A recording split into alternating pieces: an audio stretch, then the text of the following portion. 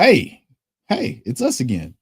Hey, welcome back to the FFD Fantasy Injury Start Sit show. I'm here with Britannica Ben McCown, DPT, the smartest mind, your favorite physical therapist. How you doing today, Ben? I'm doing great, Chev. Well, I should say I had a longer talk with you before, but it was a long night last night. I'm just getting through some coffee and getting ready for some football this morning.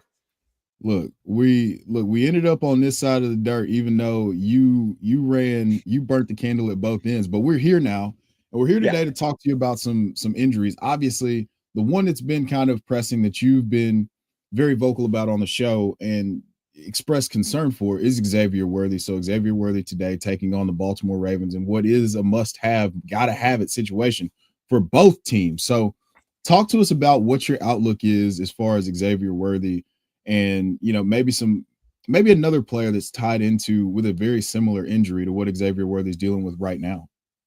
yeah. So we'll start with Xavier Worthy first, right? He's returning back for week 4. Suffered week 1.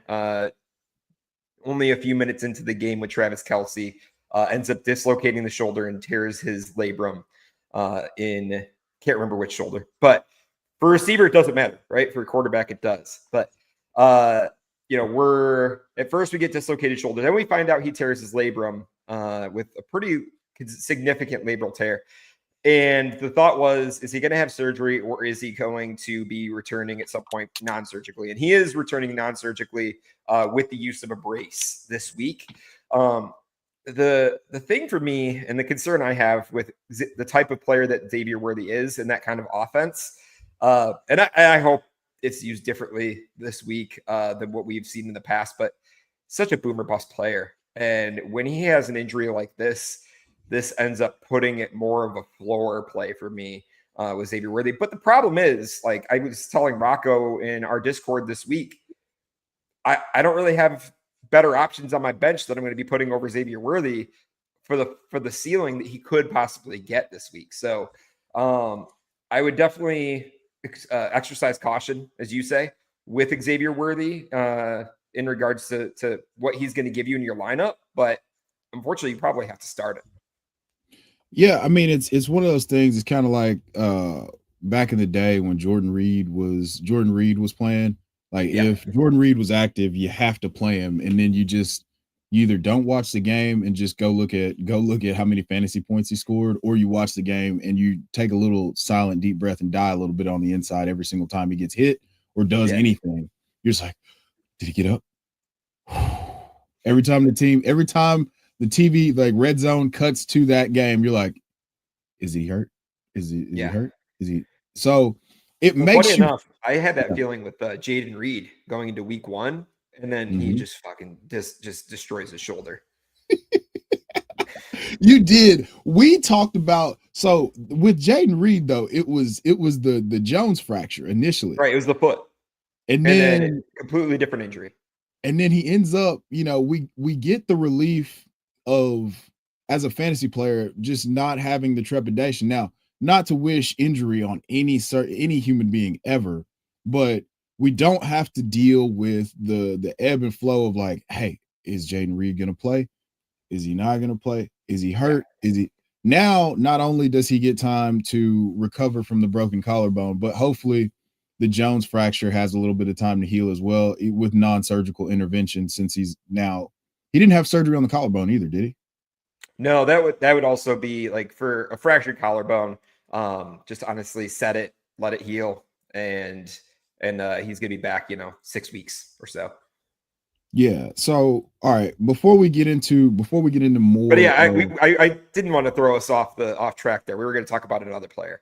No, I mean, Tyrone Tracy is not what the people are coming for. So obviously right now, Cam Scatterbo is the hottest talking fantasy. I've got some bets that we made this week.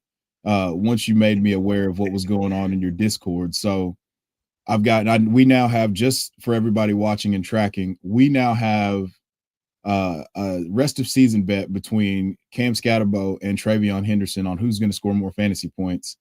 Shout out to the boys over there at Fourth and Fantasy, Rocco, Huncho. Well, Rocco specifically is in on this bet. and another member of your Discord who shall not be named is a part of this as well. So, but let's get I think to. Chris is in there too. So, Oh, is Chris in there? Is he on my side? Or is he on the Travion? Or oh, is he he's on? on Cam Scadaboo. Of course he is. Now, we'll see how. Hey, hope that works out for you guys. Now we'll see. What we wanted to talk about though with Cam Scatterbo is his backfield mate Tyrone Tracy. So Tyrone Tracy coming in dislocates the shoulder, a very similar injury to Xavier Worthy. So why don't you talk to us about what this could potentially mean, and if you think that when he does return from this injury, what's the timeline, and are we looking at a return to performance, or is he just going to be kind of out there dragging the arm around? Yeah. So this is different than the Xavier Worthy injury. As far as the mechanism, or at least maybe not the mechanism, but the type of injury that it started as a dislocated shoulder, has different outcomes, right?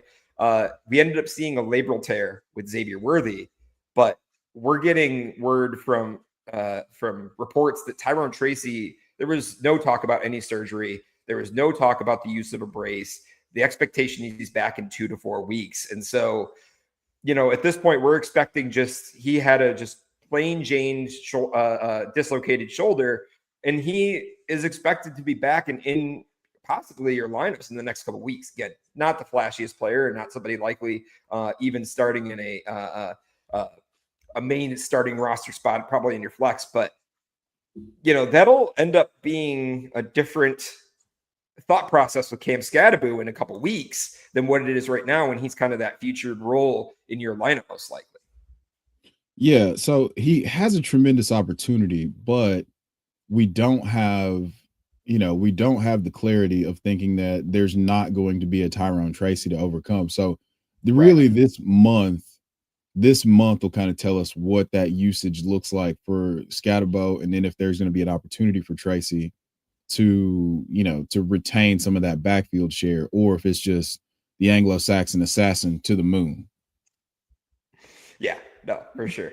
We got a question here. We need to get more people in on this bet, by the way. So I feel like if anybody's with FFD or in the comments here, I feel like you guys can jump in. I don't know.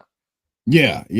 I mean, if enough people are on the Scatterbo side, I'll do something crazy if I lose this bet between him and Travion Henderson.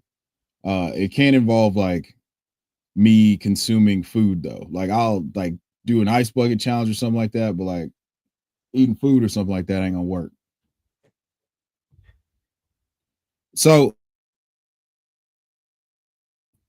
I'm supposed to be talking because I'm the host. So where do you want to go next? Like what caught your eye? What are you concerned about? I saw this note on Baker Mayfield. So if you don't have a particular direction that you're leaning, we can answer this question and then we can go to that. Yeah, I think that's a good idea. So flex one, Hubbard, Yeah. Pollard, or Judkins. Hubbard has the Patriots. Pollard believe that we're taking on the Texans, and Judkins is taking on the Detroit Lions. Yeah. Game scripts is messing me up. Bryce, good morning. First and foremost, it's great to have you here. And I'm gonna let Benny take this one because I'm interested to see where you're gonna go. So we're talking about game script. I think, and I think what you're referring to as far as that is Judkins would be normally the number one play out of those three guys. Correct. On any other week, but they're playing a really, really tough rush defense against my Detroit Lions. And honestly, I don't see it as a concern, right? I think, yes, the Lions are going to be hard to run on, but I think Judkins is going to be the stud that they're going to be giving the ball to. Now, when you look at the other teams with the matchups there, I think Chuba is also a fairly good play. And then I'm trying to remember who the Titans are playing this week. Your Titans. Texans. Okay. Yeah. Definitely do. Yeah, I would much rather Judkins against the Lions versus Pollard over the versus the Texans against Willie Anderson and that beast of a defense. It comes down to Hubbard and Judkins, and honestly, I think I'd rather take Judkins as far as the talent. Yeah, I mean, there's an opportunity for a ton of garbage time in that Browns and Lions game. The Lions could get out 30, up 24, 21, 3 scores, and then you're just super garbage time, but that's also the way that Chuba Hubbard's gotten there before. But I do expect that to be a Yeah. much more competitive game. So Chuba Hubbard, I believe, has had like RB8 and RB10 finishes this season. He's catching passes. It's really it's like I said, it's between Hubbard and Judkins. I'm gonna go Hubbard just because we know like he's catching passes and that's gonna be a much more competitive game environment. I don't think Rico Dowdle is gonna be a threat unless it's garbage time and they're rotating who's gonna be the 2 minute back. So I do want to say I one have thing though. go ahead.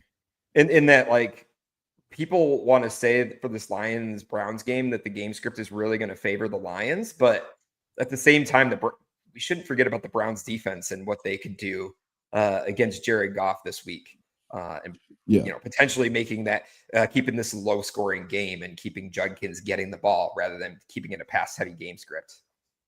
The issue with that is that the Lions still have a 27 point implied point total this week. Yeah. That's the biggest issue for me, is just that there's still, we know that both of these defenses are elite against running backs, and there's a little bit more of a gap between the two units when it comes to allowing fantasy production to receivers. But it's mostly due to the fact that, team like the Browns just don't give up anything, and the Lions are usually up by so much that the soft coverage allows for them to, give up a few more plays just because they're out there more. Your offense scores a lot of points. You're going to spend a lot of time on defense. Oh, go Caleb Johnson. Okay. All right. All right. All right. You know that trade, Chev. That Yeah. hurts to I'm see. aware. I'm fully aware. So we do have football that's on TV right now. So if you see me looking over to what you see on the right side of the screen, I'm, you see me looking to my right, it's because there's a football game on my TV right now as well. But where do you want to go injury wise? You want to talk about Baker, or you want to talk about somebody else? I think we've honestly talked enough about JJ McCarthy at this point. We really don't need to talk about that because we know he's going to be back in a few weeks. I wanted to talk about a couple of the high ankle sprains that have happened. Of course, most notably, you're not worried about Jatavian Sanders, but you're mostly concerned about CeeDee Lamb and potentially the return or the timetable for him to come back, because high ankle sprains are such they're a bugaboo for many, many players in terms of timeline.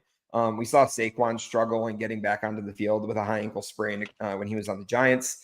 But the expectation right now is that CeeDee Lamb was not put on the IR. So they expect that he's going to be back in less than 4 weeks, and that there's a 2 to 3 week timetable. Now, there was some speculation, and Austin and I were talking about this on our last episode of the Gambit, but they still had him listed as questionable. They didn't list him out as, I think maybe as of late they have, and we just got the updates in the injury report recently, but they held that going questionable pretty late into the week. And so, I didn't think he was going to play this week, but is there a possibility he plays next week? I can't say. I think it could be either next week or the week after for sure. The problem, I guess, if he does play, is that, like, do you exacerbate the injury and just prolong it more by throwing him out there? Obviously, you can look good. You can look good in practice. You can do all the protected reps and take all the steps, but all it takes is somebody rolling up on you wrong or something like that for this, 2 to 4 week injury to potentially turn into something that's closer to like 6 to 8. And we're just dealing with a hobbled CeeDee Lamb for half the season. And right. And the people other are part like, of the oh, conversation too is that the Cowboys are in a non-competitive position. They are losing games, and I'm sure they're trying to save their season, but why do you need to put your star receiver at risk? We saw it a couple years ago with the Vikings and Justin Jefferson. Like they shut him down because at that point it's like we need to keep our star receiver healthy. Yes.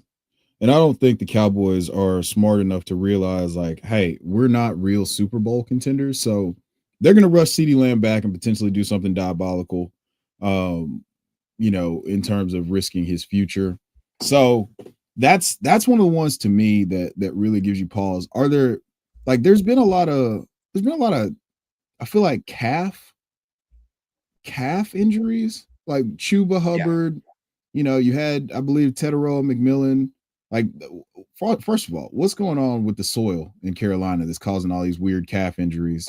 And second of all, like, is this something that we should be really concerned about? Limited reps, like, is it a calf strain, or you just like, all right, my calf's a little bit sore? Like, what's your experience here, or what does that lean tell you? Because they're limiting Teterow McMillan's reps. Like, I think that he was limited in practice throughout the week. And Chuba Hubbard, same thing. They're just kind of, is this more, load management, or do you see something more concerning long term at play? I want to default to load management. I did look up because you asked a great question. What is it with the Carolina Panthers and possibly what's going on there with their field? Or they have field turf, not grass. So is there some correlation between that? We've seen the correlation between turf and other injuries like ACL injuries and other catastrophic ankle injuries. But I do think it's probably more likely load management and just wanting to keep these guys limited throughout the week just to let them. I honestly don't have a great answer for that. I think the NFL and some of these teams keeps it so well under wraps in terms of what's going on and why, rather than they want to let us know, hey, this person is questionable. They're dealing with this injury, but we don't exactly get the why or the how. Right. Like, that's the part that we need. That's the important part that we need. Like, hey, we're just load managing. This isn't something that you should be overly concerned about. Now, another guy that we've talked about a little bit that I feel like he's on the injury report. He's been on the injury report. I think he was a DNP, Wednesday and Thursday, but then full practice on Friday. Bill Ja'Cory Krosky-Merritt, otherwise known as Bill. We're talking about, a knee injury potentially limiting him. Is there any concern? I think he is active today. Terry McLaurin is out. Jaden Daniels is out, but Bill Ja'Cory Krosky-Merritt is active today for the Washington Commanders. So is there any concern with his knee and what that means for him today? It's very nebulous what I'm finding in the reports online of what the exact injury is. They do list it as a knee injury and he's questionable. I mean, he's probably going to be a game time decision and likely going to be active, but they're probably going to split a little bit more, give some more touches to. I would think that Jeremy McNichols is probably the lead guy, as much as it pains to say. It sucked when it was like a week or two ago, and Jeremy McNichols is the guy they're giving the ball to on the first downs. But yeah, I mean, at this point, I think he's probably going to play active, and just it's going to be a game time decision to see. Oh, that's not what we wanted to hear, Benny. That's not what we wanted. That's not what it's been a three-headed monster between him and Chris Rodriguez and Jeremy McNichols. So as much as we wanted to call for the Bill breakout, I think that they're content to just kind of let this, one guy makes a play one week, then another guy makes a play for another week. Let's take this question right here real quick though. So 2 flex, half PPR league. Do I trade ETN for Teterow McMillan? I have CMC, JT, and Mason. My wide receivers are Olave, Pickens, Mike Evans, and Tyreek. Yeah, I do that. Yeah, for sure. Yeah, easily. I even think like half PPR doesn't really even change anything for me, just because of how well you are stacked at running back and how much of a worry you have at wide receiver right now. Yeah, everything that I've said this week has been Teterow McMillan is on the verge of a massive, massive breakout. So, like, go ahead and get ahead of that. Well, if you have an opportunity to do that and cash in on ETN's hot start, I would do that 10 out of 10. Siriaco, appreciate you. Let's see. You awake, Ben? Yeah, Ben. He knows the story. He knows the story. I was basically out in downtown Ann Arbor with a lot of the undergrads after the Zach Bryan concert until like 2:30. Actually, 2 a.m. until my dad, after trying to get so many ride shares, ended up picking my wife and my friends up and taking us back to our house. So it was a rough morning. That's hilarious. Also, referring to kids as undergrads that's wild. Like I'm so far removed from like the college days that I'm like, oh man, like yeah, those are adults, I guess. Maybe, potentially, Well, in our possibly. area, it's like you have to pay attention to where in the city the undergrads versus the adults go, right? Which bars they go to, because you don't want to be hanging out the 20-year-olds if you're my age. You want to be going to the big boy bars. Yeah. that's just that's a crazy notion to think. I'm like 45 minutes away from the University of Arkansas campus, and I try to avoid that area like the plague. So Mm-hmm. yeah. But there's a couple notable players here that I wanted to discuss. There's not a lot of new news to discuss injury wise. Yeah. But is Brian Thomas Jr.'s wrist? So people are putting this video out there, and I'm sure you've seen the video of him like switching the ball over, in his hands. And I thought that was just like him switching it to outside arm ball security. But they're saying that he's been measured in him getting up off the ground and stuff. So are you concerned with this wrist injury for Brian Thomas Jr.? I just feel like there's like the whole situation is messed up, just of how we found out of through Liam Cohen, through an interview of why Brian Thomas Jr. is playing so horribly through the first couple weeks.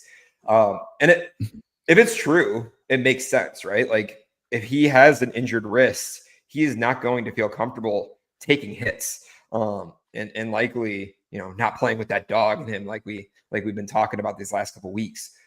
But the Jags, we talked about this earlier. These organizations are keeping things under wraps and don't want us to know, as much as they don't want their opponents also to know what their receivers or their players are dealing with, and likely just keeping it as it's a wrist injury. He's gonna be questionable. We'll see if he plays or not.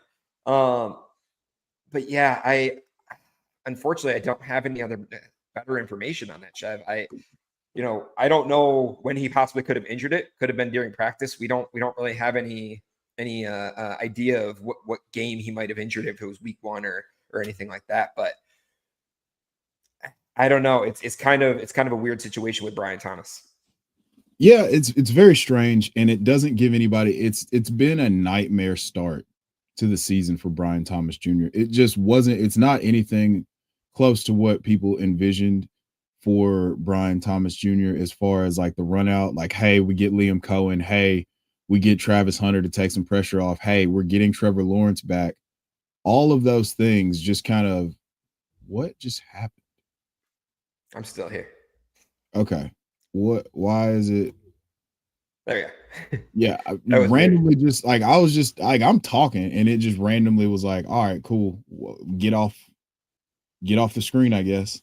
So yeah, I just, like I said, it's been a nightmare run out as far as the start to 2025 for Brian Thomas Jr. Let's talk about Brock Purdy though. So Brock Purdy is good to go today. He's going to play. On the flip side of that, Mac Jones re-injures his PCL, and that causes it ends up being perfect timing because Brock Purdy basically was out weeks 2 and 3, and he balls out. Mac Jones balled out in his absence.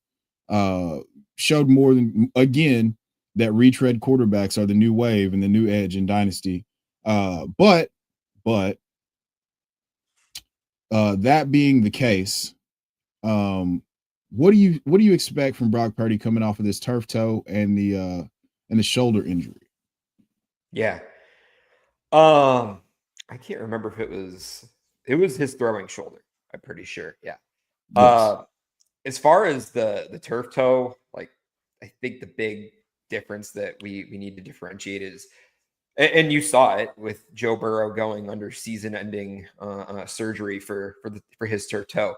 Much different severity, obviously, with Brock Purdy being more 2 to 4 week timeline of coming back. Yeah. Purdy's been kind of known as a little bit of a scrambler and being able to try and fight for the first down when he needs to be able to get the team the first down. But I think you expect much less of that. He's he's got the weapons. So if he's going to check down to CMC, of course he's still missing Kittle. He's got Purcell, so we're hoping that connection continues. But I'm expecting a floor play for Brock Purdy. But I guess it comes down to when you compare this quarterback or this quarterback off of streams, who are you going to start over Brock Purdy? I think it comes down to that decision making, and Brock Purdy is probably more so in that high end QB2, mid to high end QB2 range. Yeah. I mean, I think that's for sure where he lands for me. I'm not expecting, full on Brock Purdy scrambling around, finding somebody. Now, we did have you mentioned a name that I think is very interesting before we get close to getting out of here, in Ricky Pearsall. So this is a dude who he's been producing for our fantasy lineups, but he's always on the injury report. So can you ease the concerns or fears of the public about Ricky Pearsall today? Yeah. I had to look into it a little bit more. Yeah. So it was a knee injury. And if I'm not mistaken, I believe that he has had previous knee injury, which had kind of held him back. No, I think it was a hammy last year. It was the hamstring during training different. Camp. Yeah. So this is a new injury. Likely not something that I'm long-term worried about. And again, not a lot of information that they're willing to give on what the exact injury is, but a questionable injury for the knee. So does he play this week? I mean, on the injury report, has he been ruled out, Chev? No, Slick Rick is supposed to be playing. Okay, yeah. Yeah, Slick Rick's supposed to be playing. We just won't know because it's a 3:00 game. Yeah, so it could be one of those situations where you should have something as a backup in those 4:00 games or possibly on Monday night. Yeah, let's bring up a nasty boy. Yeah, so let's throw a couple of those out there. So you got the options that you would be presented with if you are forced to go away from Ricky Pearsall. You've got Kevontae Turpin in the Sunday Night Football game. You've got the Monday Night Football game where you can go get Malik Washington. There's another Monday Night Football game, I feel like, that kicks off. I think it's double. Yeah, it's a double donger for sure. I just can't remember. Bengals Broncos, that's it. Bengals Broncos. So you could probably go get Marvin Mims or Troy, like see if Troy Franklin's available on your waiver wire. So you have some options if we do get screwed by this Ricky Pearsall injury, just because, it's with it. I don't think, we didn't think Jaylen Warren was going to be inactive this morning, but he ended up not playing a single stinking snap. And that, that kind of throws things off a little bit as Kenneth Gainwell breaks off another long run. So I think that, I don't know. I think Pearsall is going to be solid. I just don't think that, I don't know what to know right now. So it's an unknown. It should be fine, but it's like I said, he's always on the stinking injury report. Let's take this Worthy, Booty, Downs, Turpin, or Henderson, full flex at flex full pod. I'm guessing that's PPR. PPR, yeah, probably. Where are you leaning, brother? I feel like for me, it's either Worthy or Henderson. Yeah, that's where I'm at. Actually, I like the Henderson matchup against Carolina's defense. Yeah, I mean, I threw that in the Chef GPT Pleasure Chess Champions earlier this week. Henderson is one of my favorite plays this week. Dalton, MD, talked about how they've got, the Carolina Panthers have like 3 or 4 starters out in their front 7 on defense. So I think that the combination of all those damn fumbles by all the vet running backs and Travion Henderson kind of just being able to hold on to the ball, he won by not losing. You know what I'm saying? Yeah. Well, that would make our bet look really nice with Rocco in the chat here. Yeah, I'm selfishly pulling for that too.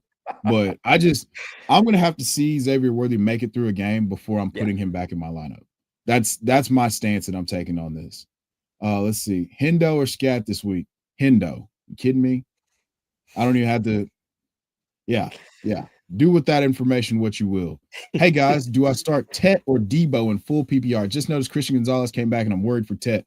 I would encourage you to go look up what Tetairoa McMillan did against Christian Gonzalez as a true freshman when Christian Gonzalez was at the University of Oregon. Tetairoa McMillan is my wide receiver 11 this week. However, Debo does have a really juicy matchup. Yeah. Can you play both? Is there any way you could figure out a way to play both? Like, that's my question, Radley. Yeah, what are your other options? Definitely let us know in the chat. Yeah, for sure. Because I mean, I feel like this is a time that you need to play both, especially with no Terry McLaurin this week. Yeah, I have Drake and Sutton starting now. No, you can't play both. That's for sure. I think go with the stud and Tet. Yeah, I lean Tet, but I feel like we're on the verge of a Debo legacy game here too. Yeah. Like my gut says my mind says Debo. Okay. My heart says Debo. My mind says Tetairoa, the big pineapple. Actually, it's opposite for me. Really? My heart says Tet. My mind says Debo as far as, again, knowing what he has ahead of him with what's missing in the lineup. So it sounds like we both like Debo. Conflicted.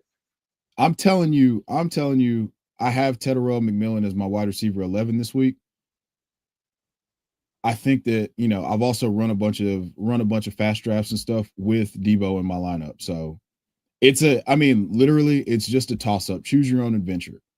I mean, Tetairoa McMillan's averaging nine targets a game. Yeah. Speaking of targets, you guys need to target ProfitX, the #1 sports prediction market in the entire universe. ProfitX, it looks and feels just like a sports book, just with way better odds. You can eliminate the house and play against your peers, make plays. And with ProfitX, the beautiful thing is you can earn up to $200 back in your first 30 days. Over the just by making plays on the web, whatever. It's an app, it's a website. You can do either. So sign up for ProfitX using promo code FFD. I wanted to give you guys one of the plays. So I'm going to pull this up on the screen here before we get out of here. I promised Ben's wife that I'd have him out of here in 30 minutes. So I failed again. Oh, hey man, we're good. We're doing good. I told her we're cooking. Like, we got time. We got the kids down for a nap. I'm teasing. So my favorite play is one shameless plug, hashtag I'm a homer, and I'm going over 2.5 receptions for Rondé Gaston. He had 7 targets on 26% of the snaps last week and 5 first read targets. So I'm going with Rondé Gaston against the Putrid Giants to over 2.5 receptions. Again, if you're not using ProfitX, what are you doing? If you don't want the best odds on the market, like, why wouldn't you sign up for ProfitX? So again, sign up for ProfitX using promo code FFD. Now, where else do you want to? Is there anybody else that you wanted to cover? I mean, normally we're right at about we're right at 30 minutes, and we've really been cooking this morning. I think you had mentioned it earlier in the show, or like wanted to bring it up, and I think I might have swayed us a different way, especially as we kind of headed into the Tyrod Tracy talk. But Baker Mayfield and the being questionable with the bicep, or at least he might be listed good to go, but does that change the week for him and kind of where the injuries are at with Mike Evans being out? Again, this is just something where I think it's just something to monitor. Baker's starting in your lineup. I'm not worried about it. We'll see how this Bucs offense operates with Chris Godwin coming back off of injury and Emeka Egbuka still being kind of that heavily targeted guy. I think that so there's a couple things that I'm interested to see here. One, where is Chris Godwin going to be primarily aligned? I'm leaning towards the slot, but also, I mean, we had a couple years where he's been an out wide player and he's had some success there. Although he is, I mean, when it comes to, slots, like slot receivers, power slots, if you will, like that's one of the best. I mean, that's one of the best slot receivers in the game. So interested to see how the run out goes between, him and Egbuka, their alignments and everything. And I made a sneaky deaky pick here. I went and picked up Cade Otton just because maybe just maybe it could work. I missed this. hey, need some help, flex PPR, tight end premium, Njoku versus Lions, or Trey Tucker versus Bears. I'm gonna have to go. I'm gonna go Njoku.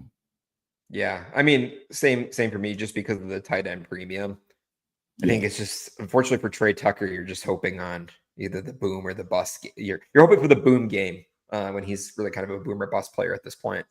Yeah, like that's the Trey Tucker had a legacy game, and we chasing. You go chasing waterfalls. Like that's just not how you win in fantasy. So I figured you would appreciate that one. Great reference. Hey Ben, I mean, before we get out of here, brother, tell everybody where they can find your work. Yeah, so you can find me on X at Dynasty Big Mac FF. I am the co-host and co-founder of Dynasty Gambit, which is a show centered around Dynasty game theory with Austin Jacobson, my co-host. We are on YouTube. We're on TikTok. We have a free Discord, so please feel free to get connected to us. DM me, and I can get you in there. But it's always fun coming up on here on Sundays. Man, I appreciate you joining me. Like this is, like I said, I get to go on with Dustin to talk college football. Then I get to like wrap my head around injuries and what we need to do, like what we should be looking for and what we should be doing. And now I'm gonna spend this next 40 minutes stressing about who I need to start. Kenneth Gainwell, if you score another touchdown, this is so disrespectful. Okay. Austin and I had him so we co-own a league together. Yeah. And it was like a last minute. I was at the concert last night and he texted me and was like, Kenneth Gainwell or these other like streamable options.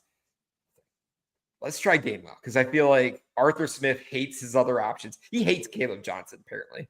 But it's let's take it. Let's take the floor with putting in Gainwell, and he's having a game. Yeah, he's been Thanks, killing it. So yeah, man. Well, fellas, ladies, people, pleasure chesters, Chevolites all around the world. All right, until next time. Good luck this week. That's it. Came for the take, stay for. All right, fellas. We'll see y'all soon.